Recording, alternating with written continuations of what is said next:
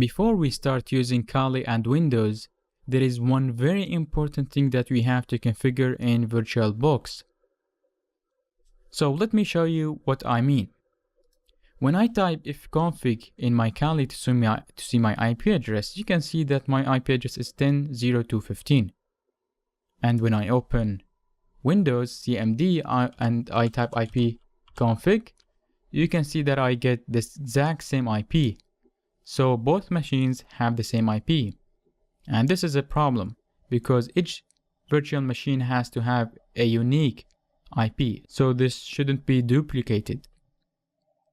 Now to fix this issue, what we are going to do is we are going to open VirtualBox, and keep in mind that this issue only occurs in VirtualBox. If you are using VMware Workstation, this will be already configured. So Kali will get its IP and Windows will get its IP, and they will be different. Now, I'm going to open my VMware Workstation, not my VMware, my VirtualBox, and then go to File, and then I'm going to go to Preferences, and then Network, and here I'm going to delete this and create a new one. So I'm going to create a new NAT network, and this is the default name that you will get. You can change it if you want.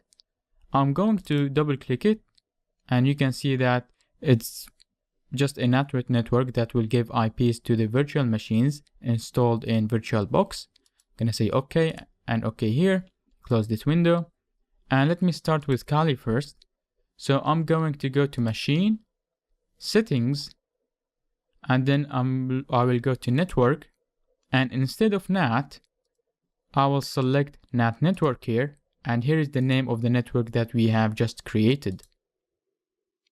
I will click OK and go to Windows, to Machine, Settings. I will do the exact same, NAT to NAT Network, and this is the network we created, and then OK, and then I will reboot both virtual machines.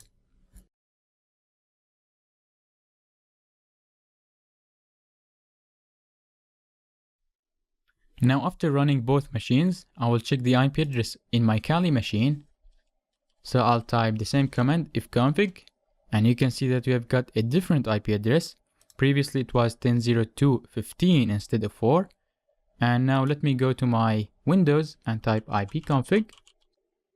You can see that I have the same IP, but all the other machines will have a different IP. So Windows is using this IP. Of course, we can change it by going to Settings, Network, and then adding our manual IP.